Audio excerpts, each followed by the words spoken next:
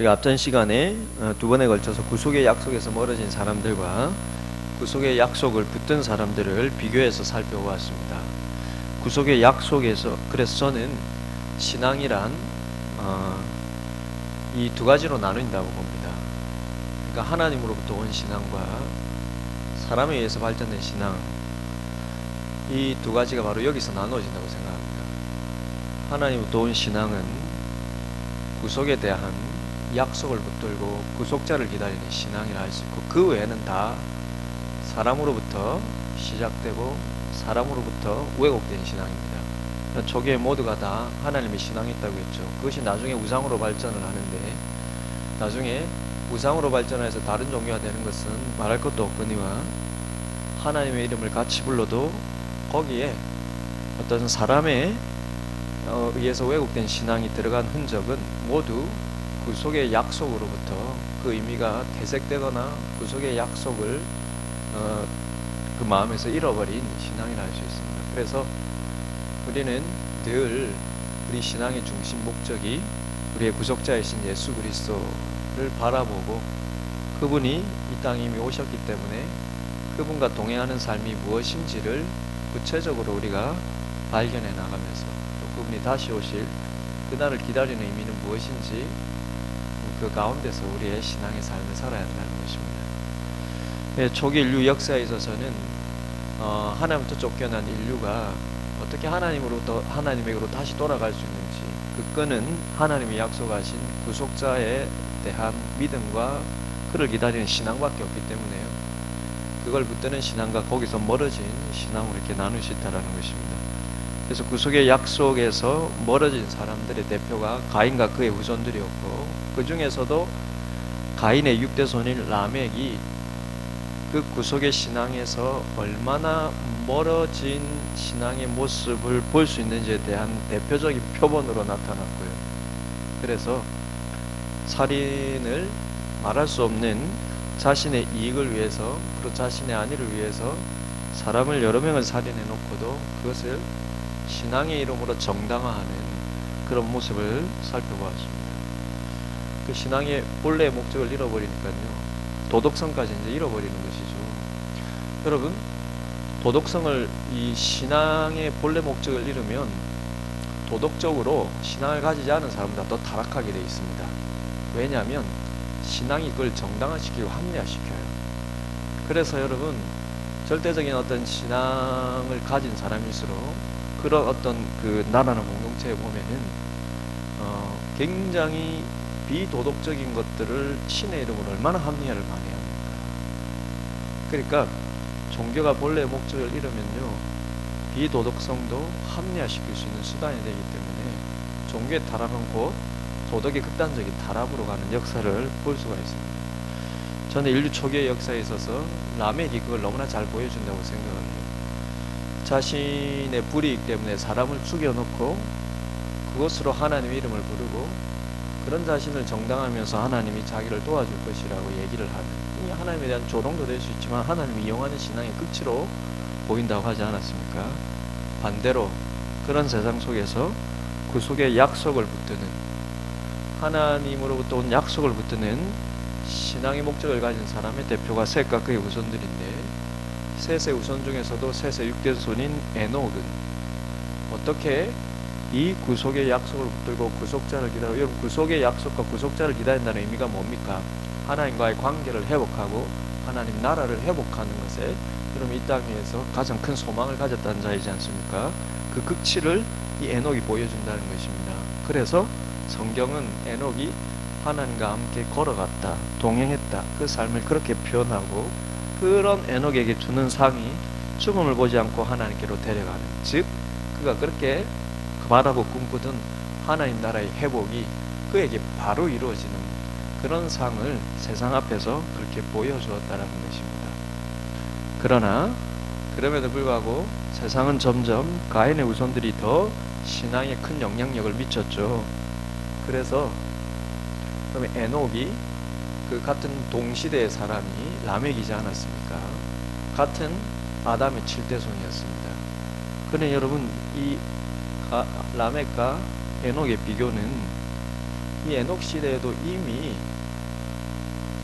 구속의 소망을 가지고 본래적인 목적을 가지고 신앙생활하는 게 얼마나 힘든 시대였는지를 보여주는 것이죠. 왜냐하면 남에게 아들들이 보여주듯이 모든 세상의 문화든 정치든 여러분 경제든 모든 요소들을 다 람에게 아들들이 영향력을 발휘하고 있었기 때문에 람에게 얼마나 큰 영향을 미치고 있었습니까? 반복된 얘기지만 그런 시대에 에녹이 이런 본래 목적의 신앙을 가졌다는 건 참 힘든 일이었지만 그러나 하나님께서 그런 신앙을 기뻐해 주시고 그런 자에게 주시는 상을 통해서 세상에 증명을 해 주셨다는 것입니다. 그런데 오늘부터 이어지는 이야기는요, 이 에녹 이후에 인류는 지난주에도 잠시 언급드렸듯이 급속도로 이 신앙을 잃어버리고 이 신앙의 본래 목적을 잃어버리는 것은 하나님이 하나님 나라의 회복을 위해서 아담에게 처음 주셨던 구속자에 대한 계시를 잃어버려가고 점점 인류는 잊어버려가고 잃어버려가는 그런 극치의 시대를 향해서 가게 됐다는 것입니다. 그럴 때 하나님의 마지막 결정은 뭐겠습니까? 심판이라는 것입니다. 하나님 마냥 기다려주는 것이 아니라 심판이 있다는 것입니다. 나중에 결론적으로 얘기했지만 노아의 이야기에서 보여주는 메시지는 저는 두 가지라고 봅니다. 그거는 곧 하나님이 노아만을 남겨두어서 새롭게 인류를 시작하는 목적이 두 가지인데, 하나는 심판은 있다라는 것을, 그 심판의 홍수의 심판의 역사를 전달자이지 않습니까? 노아는 홍수의 심판의 역사의 전달자입니다. 그리고 홍수 이전에 인류 초기 역사를 전달하는 전달자입니다. 노아가 전하지 않으면 인류는 그 증거를 못 가지게 돼 있어요. 노아로부터 시작을 하니까요. 그러니까 이 노아는 그런 인류가 그 하나님의 약속, 하나님 나라로부터도 멀어졌지만 그 나라의 회복에 대한 하나님의 약속으로부터도 멀어졌을 때 심판받았다라는 하는 이 역사를 증거함과 동시에 이 심판으로부터 하나님께서 구원해 주실 구속자에 대한 계시를 또한 계속 전달하는 역할을 했다는 것입니다. 그런 의미로 오늘 말씀을 풀어보려고 합니다. 한번 주보안을 보시고 제목을 함께 읽어보면 좋겠습니다. 제목 읽겠습니다. 시작. 구속의 약속을 잃은 세상을 향한 심판. 제가 읽겠습니다. 생육하고 번성하라는 하나님의 말씀대로 아담의 후손들은 기하급수적으로 불어났지만 대부분의 사람들은 점점 하나님의 구속의 약속을 잊어갔습니다. 그래서 여자의 후손에 관한 그 계시 역시 인류는 점점 잃어가고 있었습니다. 이처럼 신앙이 세속화되는 그 중심에는 가인의 후손들이 있었습니다. 반면 그런 중에도 구속자를 기다리며 에덴, 곧 하나님 나라의 회복을 소망하는 사람들도 있었는데 그 대표적인 사람들이 셋의 후손들이었습니다. 이게 서론 설명이고요. 이제 본론으로 들어가면 1번 제목을 읽겠습니다. 이제 슬픈 역사가 시작이 되는데 1번 제목 같이 한번 읽어보겠습니다. 시작. 셋의 후손들에게조차 사라져가는 구속의 소망. 한번 보십시오. 그러나 세월이 흐르면서 구속자를 기다리며 하나님 나라를 소망하는 신앙의 목적은 점점 희미해져 갔습니다. 그래서 급기야 그런 신앙을 대표했던 셋의 후손들조차도 이 땅의 성공과 낙원을 추구하던 가인의 후손들과 연합하여 가정을 이룰 정도로 온 세상은 하나님 나라의 회복을 바라는 신앙에서 멀어져 갔습니다. 그만큼 가인의 탐욕의 정신이 경건한 자손에게까지 깊이 침투한 것입니다. 그래서 모두가 하나님의 구속의 약속을 잊어버렸고 그로 인해 모두가 자신의 죄에 대한 자각을 잃어버린 자들이 되었습니다. 여러분, 오전 예배 때 탐욕이 곧 우상숭배라고 하지 않았습니까? 우리 마음속에 첫 아담과 하와도 하나님을 떠나게 했던 게 그 마음의 탐욕 때문이었지 않습니까? 지난주 말씀드렸는데 자신에게 다 있는데 사단이 그에게 없는 것, 아니 있을 수 없는 것을 자극했다 그랬죠. 자기가 하나님이 되는 것. 그건 있을 수가 없고 이룰 수도 없는 건데 아담과 하와는 부족한 게 없어서 자극할 게 없어요. 부족한 게 없고 결핍이 없으니까. 그러니 유일한 결핍도 아니죠. 있을 수 없는, 네가 하나님은 아니잖아, 이걸 자극해가지고 탐욕을 일으켰다라는 것입니다. 그래서 그러면 이 탐욕이 나중에 서로에 대한 원망을 낳고 또 하나님에 대한 원망을 낳고, 아담은 급기야 하나님이 만드신 하와를 원망하면서 그 하와를 만든 하나님을 원망할 정도로, 탐욕의 결과가 여러분 원망인데, 이 원망이 여러분 온 세상에 빠르게 급속도로 퍼져나갈 때, 그러면 하나님에 대한 신앙과 하나님의 약속을 붙드는 신앙, 특별히 구속자를 기다리는 신앙은 얼마나 빨리 사라졌겠습니까? 그런데 그걸 겨우 붙들고 있었던 게 셋의 후손들인데, 그 셋의 후손들마저 온 세상이 신앙을 가진 목적, 그리고 그 목적 아래 삶을 살아가는 방향들이 전부 자신과 다를 때, 그 셋의 후손들마저도 점점 그 일종의 말하자면 영적인 문화와 세상 문화에 휩쓸려 갔다라는 거예요. 그렇지 않습니까? 우리 자녀들만 보십시오. 우리 어른 시대, 우리 시대, 우리 자녀 시대 3대에 걸쳐서 우리 자녀들의 세대를 보면, 지금 중고등부, 대학 아이들 세대를 보면 얼마나 다릅니까? 우리 아이들은 생각하는 그 세계 안에서 생각하는, 여러분, 세계 자체가 달라요. 똑같은 시대를 살고 똑같은 공간에 살지만 완전 다른 세계 속에 살아갑니다. 그러니 그리고 우리 아이들이 신앙의 이 이 성경을 정말 역사적인 사실로 믿고 하나님의 살아계심을 믿는 게 얼마나 쉽지 않은 시대인지 몰라요. 왜냐하면 저 아이들의 세계는 정말로 다른 세계에서 살아가고 있어요. 근데 지금 오늘 여러분 이 인류 초기의 역사를 보더라도 셋의 후손들도 가인의 후손들이 그렇게 영향을 미칠 때 신앙을 지키기가 쉽겠습니까? 신앙의 본래 목적을 지키기가 쉽겠습니까? 그러니 다 여러분 그 문화 속에 빨려 들어갔다라는 것입니다. 그래서 4장에 가인의 족보가 나오고요, 5장에 셋의 족보가 나오는데, 6장으로 넘어가면서 바로 그 셋의 족보의 사람들마저 가인의 문화에 흡수되는 이야기로부터 시작하여서 심판이 되는 것입니다. 그러면 심판받기 전에 세상이 무너질 때 가장 마지막 전조는 하나님을 믿는다고 하는 사람들의 모습까지 타락할 때, 우리가 데살로니가 전후서를 통해서 예수님 다시 오실 때 마지막 심판에 대한 이야기를 하는데, 그 마지막 심판이 여러분 언제 주님 오실지 주님도 모른다고 했는데 뭘 누가 알겠습니까? 그런데 바울이 한 전조를 얘기를 하는데 뭐냐면, 불법의 사람이 나타나서 온 사람들의 마음을 장악할 것이라고 했는데, 그 불법의 사람은요, 종교적이면서 정치적인 영향을 미치는 사람이라고 해요.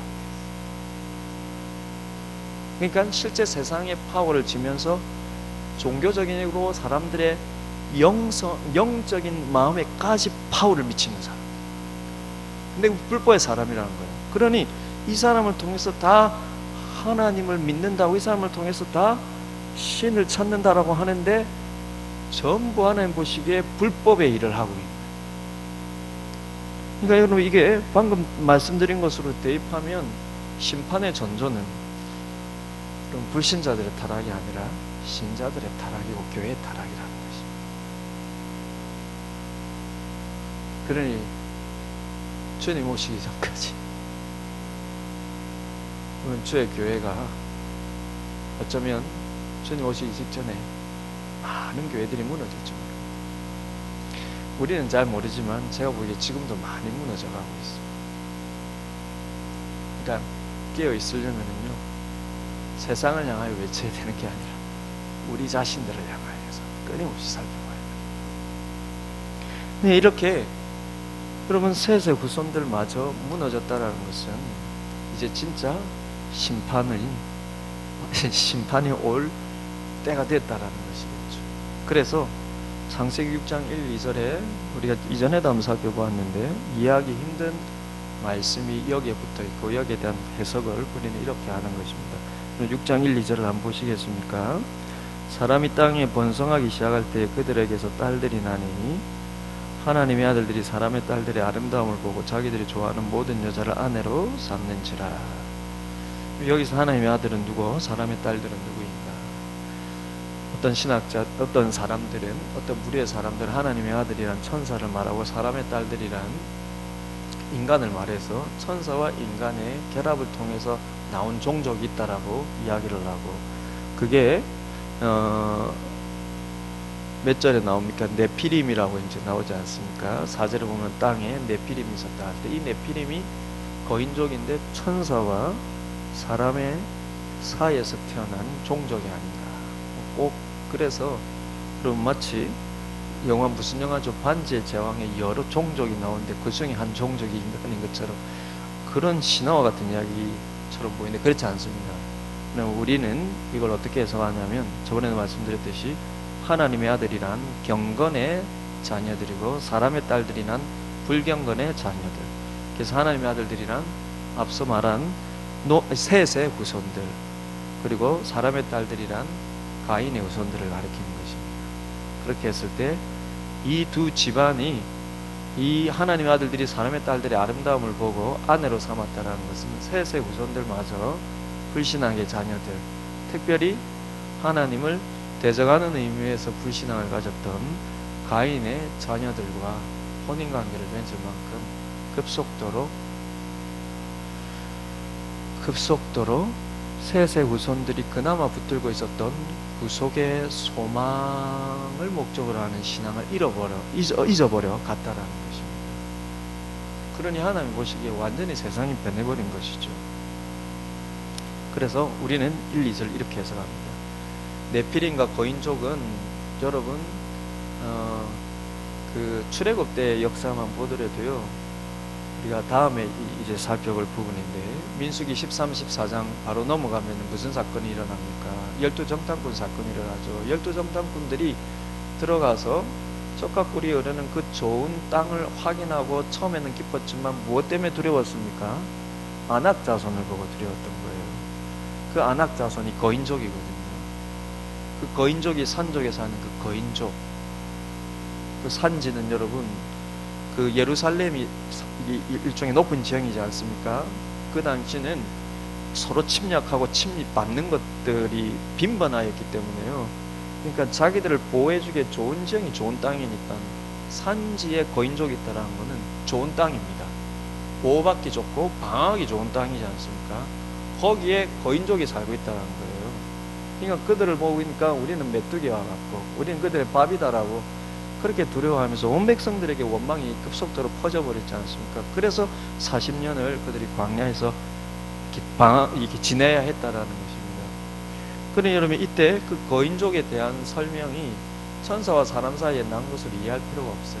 그리고 학자들은 이 아낙의 후손들, 12정탐꾼이 두려워했던 아낙의 후손들이 여러분 나중에 다윗과 골리앗의 그 골리앗도 그 계통이지 않을까라고 추측을 하기도 합니다.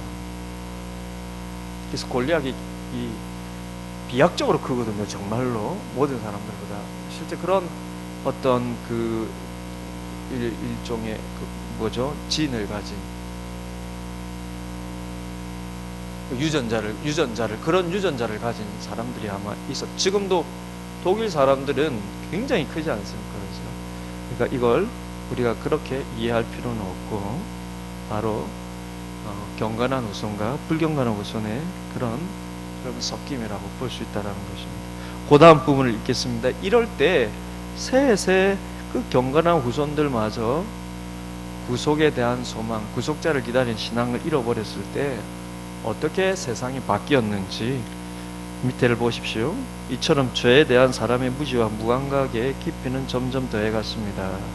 그래서 그 마음 안에서 일어나는 생각과 의지와 감정의 모든 성향이 오직 악함을 보신 하나님은 사람을 만드신 것을 한탄하실 정도로 마음 아파하셨습니다. 그리고 결국 구속의 소망을 잃고 죄로 물든 온 세상을 홍수로 심판하기로 정하셨습니다. 다만 유일하게 하나님의 약속을 믿고 하나님과 동행하였던 노아와 그의 가족들만 남겨주셨습니다. 여러분, 저를 보십시오. 제가 아까 말했죠. 신앙의 목적과 방향을 잃어버리면 안 믿는 사람보다 더 비도덕적이 되고, 신앙은 그럼 그 비도덕성을 합리화하는 수단이 되어버린다고요. 이 당시에 사람들이 종교가 없었기 때문에 타락한 게 아니에요. 오히려 종교를 자신의 욕망의 도구로 삼았기 때문에 더 깊이 타락을 한 거죠. 그들이 여러분 신께 경배하고 여러분 신께 제물을 드리고 심지어 신께 자기 아들도 바치면서요, 그 신앙의 자기 목적을 위해서 그 신앙을 도구화할 때 모든 윤리성들이 다 죽어버리는 거예요. 다 합리화돼 버리는 거예요. 그러니까 여러분 그 종교적인 행위 속에 여러분 어린아이를 태우고 그 종교적인 행위 속에 눈에 남들이 다 보는 데서 여러분 서로 성적인 행위를 하고 여러분 이런 것들이 다 그냥 가려지는 것입니다. 그 신을 숭배한다라는 명목 아래서. 그러니 여러분 바른 신앙의 목적, 인류는 초기에 다 종교를 가질 수밖에 없어요. 지금도 사람 마음속에 남아있지만 사람은 다 종교를 가질 수 없어요. 종교가 방향을 잃어버리니까요 급속도로 타락을 하는 것입니다.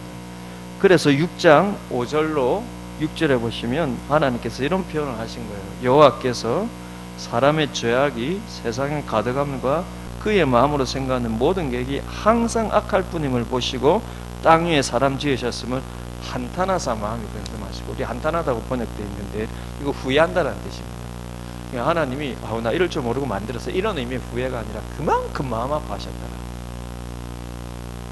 하나님이 세상을 지은 것을 후회하실 정도로, 그렇게 마음이 아파할 정도로 세상에 사람들이 그들이 생각하는 방향과 그 생각에 따른 그들의 행동의 경향이 너무 악했다라는 것입니다.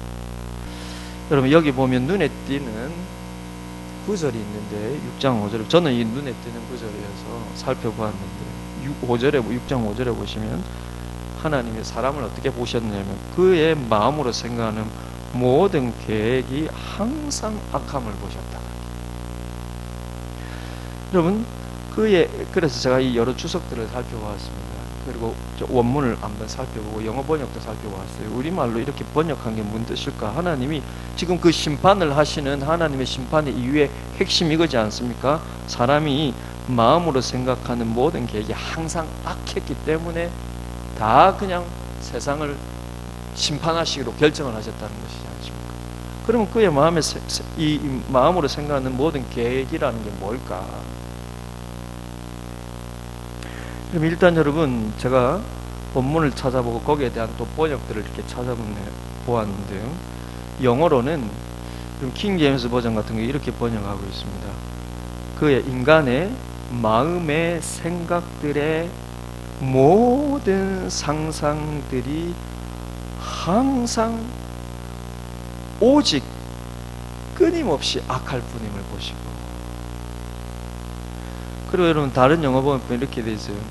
사람의 마음의 생각의 모든 의도가, 그리고 NIV라는 영어 성경은요, 사람의 그의 마음의 생각의 모든 경향이 오직 악한, 항상, 그리고 오직 악한 것을 하나님이 보시고.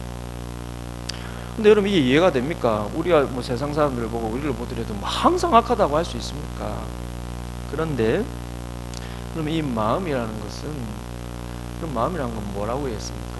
마음은 생각과 의지와 감정의 연합체입니다. 이 마음이. 그래서 이 모든이라고 번역한, 제가 히브리어를 이렇게 이제 보면서 이게 모든은 이런 뜻도 있습니다. 전체적으로. 그 마음은 여러분, 그 마음 안에는 생각, 가치관도 있고, 그 마음 안에는 그 의지도 있고, 그 마음 안에는 감정이라는 것도 있는데요. 이것들이 전체적으로 생각하는 경향도 그렇고, 거기에 따라서 의지가 발동하는 경향도 그렇고, 그로 인해서 느끼는 감정의 경향도 그렇고, 하나님 보시기에 항상 전체적으로 악했다라는 거죠. 그래서 여러분 그 결과가 어떻느냐면 6장 11절에 그 마음으로 좀 그러면 어떻습니까? 하나님 뭐 좀 그러면 근데 그 결과가 어떻냐면 6장 11절에 그 결과가 실제 육적으로 환경적으로 겉으로 튀어나오는데 어떻게 튀어나왔냐면 6장 11절에 이렇게 말하죠. 그때에 온 땅이 하나님 앞에 부패하여 포악함이 땅에 가득한지라. 우리말로 포악함이라고 번역되어 있는데 이게 무슨 뜻이냐면 폭력이에요. 사람이 신앙을 가지고 그 신을 경배를 하면서 그 신을 믿는 목적의 방향을 모두 다 잃어버리고 하나님과 관계가 없으니까요. 여러분 우리 하나님과 관계를 맺고 하나님을 만나고 하나님과 관계를 맺는 유일한 끈은 구속자밖에 없습니다. 우리가 하나님 앞에 예배한다고 만나주는 게 아니에요. 예배를 행위를 한다고 만나주는 게 아닙니다. 사람들이 신을 찾는 종교 행위를 한다고 하나님 만나주는 게 아닙니다. 하나님이 만나주실 그 약속을 붙드는 것밖에 없죠. 우리가 하나님을 만나는 길은 구속자밖에 없어요. 우리의 죄를 대신 해결해 주신 분을 통해서 만나는 것밖에 없어요. 하나님은 그렇게 정하셨고 그게 또 의로우신 하나님께 나아갈 수 있는 결과입니다. 그런데 그거의 중심이지 않은 모든 신앙은 여러분 사람이 타락하여서 부패한 마음을 변화시킬 힘이 없어요. 그러다 보니까 여러분 종교가 오히려 더 아까도 말씀드렸듯이 비도덕성을 합리하니까 그게 결국은 온 사회가 어떻게 변했느냐, 폭력으로 가득 찼다라는 것입니다. 노아 때에 심지어 셋의 후손들도 다. 지금도 마찬가지입니다. 사람들의 악이 폭력적으로 나타나요. 그럼 시간이 많이 가서 다 얘기할 수는 없지만 지금도 보십시오. 언어의 폭력, 성의 폭력, 신체적인 폭력 얼마나 가득 차 있습니까? 이 언어의 폭력은 지금 문화와 덧붙여져서요 사람들 말 잘 안 하거든요. 요즘 사람들 서로 말 안 해요. 요즘 사람들은 다 핸드폰으로 이렇게 보죠. 요즘은 통화도 잘 안 하려고 해요. 불편해서 문자로 하려고 하죠. 지금 언어의 폭력은 다 그럼 온라인을 통해서 폭력이 이루어집니다. 댓글 문화예요. 그럼 얼마 전에 지금 자살하는 연예인들이 대부분 그 자살이 뭡니까? 댓글의 폭력에 대한 우울증이지 않습니까? 근데 여러분 그래 댓글 단 이 사람들 찾아가가지고 조사해보면 기억이 안 난대요. 자기가 그렇게 폭력적인 댓글에 대한 기억이 없대요. 그리고 거기에 대한 감각이 없는 거예요. 보이지 않는 그 익명성이 사람의 악을 그대로 드러나지 않습니까? 그래도 보고 얘기하면 부끄러워서라도 감추려고 하는데 보이지 않으니까요. 그 폭력성이 얼마나 지금 고스란히 드러나는지 모릅니다. 성의 폭력, 성희롱의 비윤리성 지금도 말할 것도 없죠. 얼마 전에 연예인들의 카톡방 세상을 발칵 뒤집어 놓았지 않습니까? 며칠 전에 보니까 초등학교 남자 아이들의 카톡방에 여러분 그 성희롱적인 어떤 내용들을 아이들이 주고받는 내용을 보니까 기가 차요. 우리 아이들 세계입니다. 저는 요즘 보면서 주님 오실 징조가 늘 그렇긴 했겠지만 요즘 이런 것들을 보면 더 가까워졌다라는 생각이 이렇게 많이 들어요. 신체적인 폭력도 마찬가지죠. 분노를 참지 못하는 사람, 묻지마 폭력. 여러분 이런 것들이 좀 사람들의 마음속에 생각과 의지와 감정의 경향의 악함이 지금 얼마나 튀어나오는지 모릅니다. 근데 노아 당시에는 그랬다라는 거예요. 셋의 후손들마저 그런 마음의 죄악이 가득 찼습니다.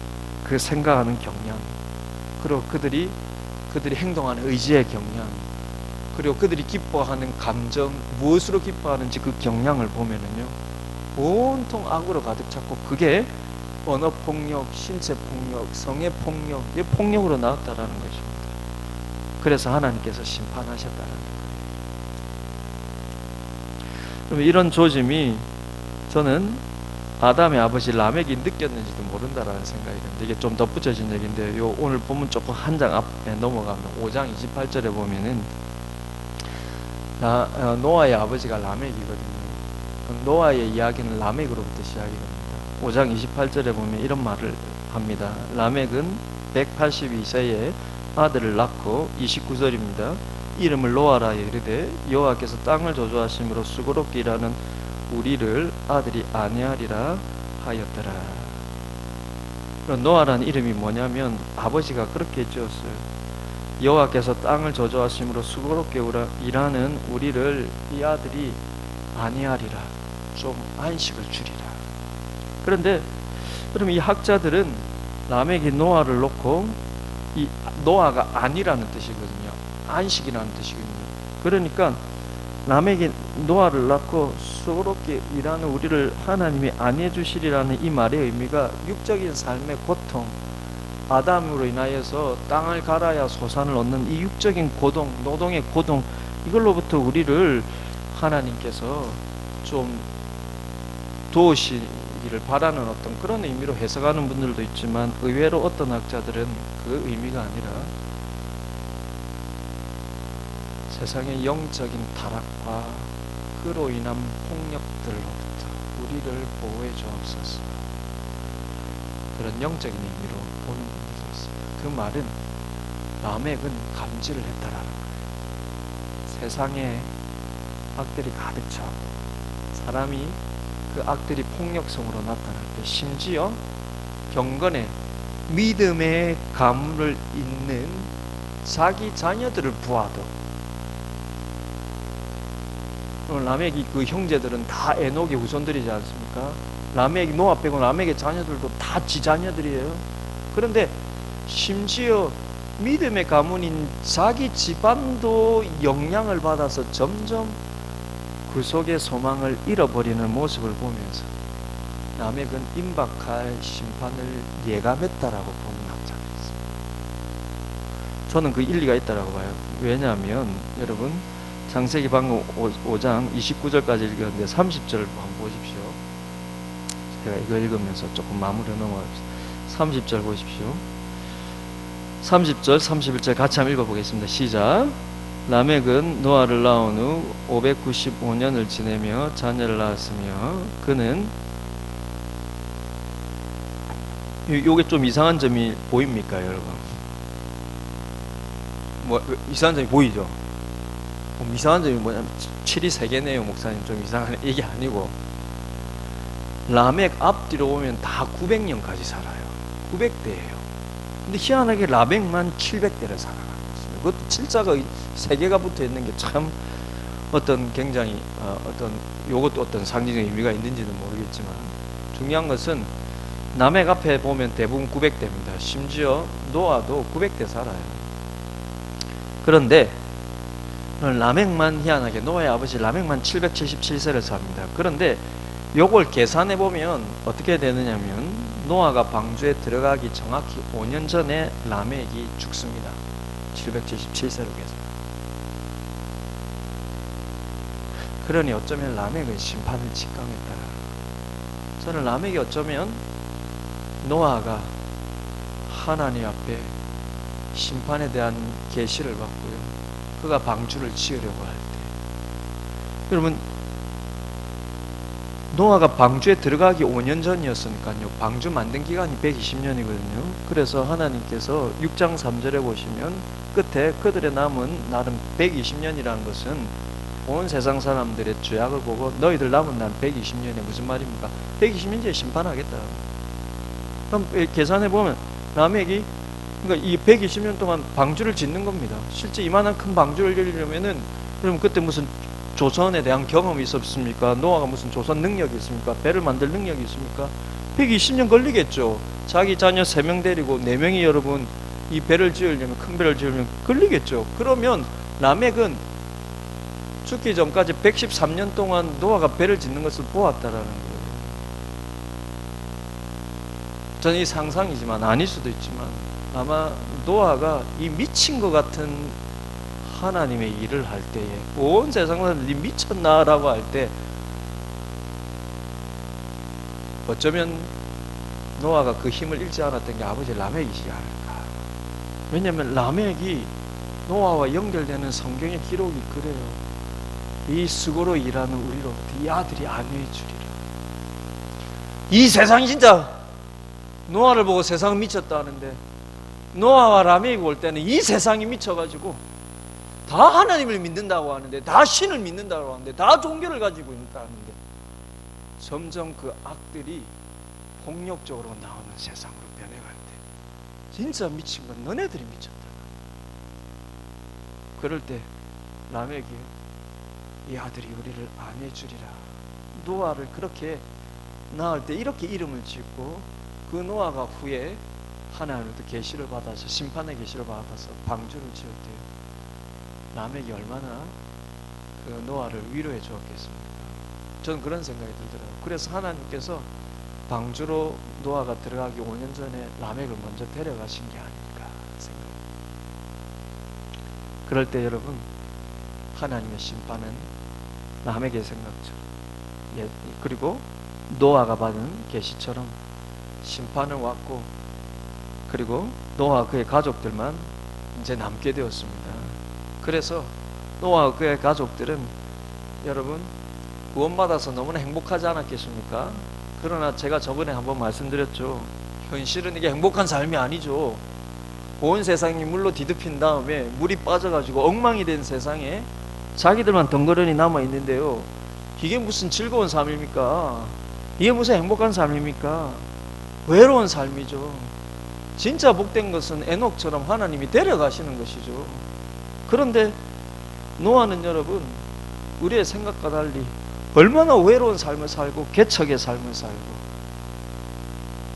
다 죽고요. 형제들도 다 죽고요.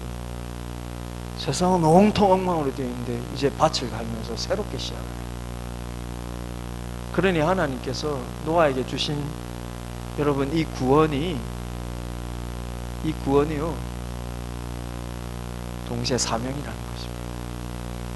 진짜 우리의 모든 수고로부터 우리를 구원해 주실 것은 영원한 하나님 나라를, 노아는 물로부터 심판으로부터 구원은 받았지만 동시에 사명을 받았습니다. 어떤 사명입니까? 그게 제가 처음에 말씀드린 것처럼 심판의 역사, 이 물로 이 세상이 심판하였다라는 이 역사를 전달하면서요, 완전한 심판이 올 것이라, 최종적인 심판이 올 것이라는 것을 전달하면서, 동시에 우리가 하나님을 믿는, 우리가 하나님을 예배하는 목적은 그분이 주신 약속들, 구속자를 기다리는 그런 신앙이 되어야 한다는 그 구속의 약속도 그 후손들에게 남겼다라는 것입니다. 여러분, 이후에 시간이 좀 가서 여기까지 하겠습니다. 여러분, 이후에 이번에 구속의 계시를 읽는 노아의 사명은 이 내용입니다. 제가 저번에도 말씀드렸듯이 에녹이 하나님께 부름받은 이유가 에녹이 하나님과 동행하였기 때문에 하나님이 데려가셨다라고 해요. 그런데 오늘 6장 9절에 보면 이 표현이 노아에게도 똑같이 적용이 됩니다. 오히려 노아에게는 덧붙여져요. 의인이요 당대 완전한 자라고 덧붙여졌습니다. 6장 9절을 한번 읽어보시겠습니까? 6장 9절입니다. 시작. 이것이 노아의 조건이라. 노아는 의인이요 당대의 완전한 자라. 그는 하나님과 동행하였으며. 히브리어 보면은 표현이 똑같아요. 에녹이 하나님과 동행했다라는 거, 노아와 하나님이 동행했다는 거 똑같습니다. 그런데 왜 노아는 남아 있어서 이 고생의 삶을 살아 있습니까? 에녹은 죽음을 보지 않고 하나님이 데려가셨는데요, 왜 노아는 이 지금 모두가 다 심판받아 죽은 세상에, 엉망으로 변한 세상에 왜 혼자 남아서 살아야 했습니까? 시대가 달라서 사명이 다른 거예요. 사명이 다른 거예요. 하나님의 구속의 약속을 구속자가 올 때까지 전달하는 사명을 받았다는 것입니다. 노아가 여러분 이걸 안 전해줬으면 우리가 어떻게, 여러분 지금까지 이 역사를 알고 있었고, 하나님이 사단을 심판하실 때 여자의 후손이 사단의 머리를 상하게 한다는 약속을 우리가 어떻게 알았겠습니까? 그러니 여러분, 노아가 아마 600세에 홍수가 왔나요? 그러니 300 몇십 년을 이제 남은 삶을 살았겠죠. 얼마나 고생스러운 삶입니까? 얼마나 고생스러운 삶이에요. 저는 정신 차려 보니까 노아가 부럽지가 않더라고요. 그렇다고 이러면 심판받은 사람이 부른다, 그 의미가 아니라. 그런데 생각해 보면 지금 우리의 삶의 의미가 그렇다. 이 세상은 심판받을 대상입니다. 그 속에 우리가 살고 있어요. 그러니 여러분, 우리가 노아라고 생각하면 이 땅에서 하나님 우리에게 주시는 사명은 이 땅에서 편안하게 잘 먹고 잘 사는 게 아니라 영원한 하나님의 나라를 소망하면서 이 땅에서 노아처럼 외롭게 사명을 감당하는 것이라는 것입니다. 그러니 여러분, 우리가 노아를 보면서 그가 받은 심판이 얼마나 복된 것인가 생각하면서 동시에 아직까지 노아는 이 땅에 남아있을 때는 참 외로운 삶, 사명자의 삶을 살고 그 구속자의, 우리 쉽게 말하면 예수 그리스도를 여러분 전파하는 삶을 살았던 거죠. 우리 역시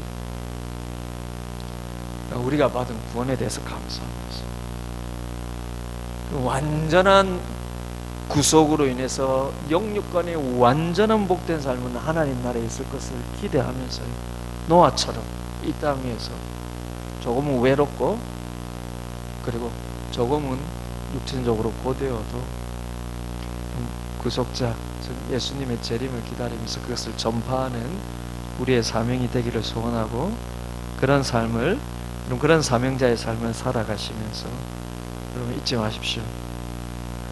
구속자를 기다리는 신앙, 예수 그리스도를 믿고 예수 그리스도의 재림을 소망하고 그분의 재림을 준비하는 삶, 그런 삶을 사시는 여러분, 그리고 우리 가정들, 우리 교회 되기를 주님의 이름으로 축복을 드립니다. 이제 같이 한번 기도하겠습니다.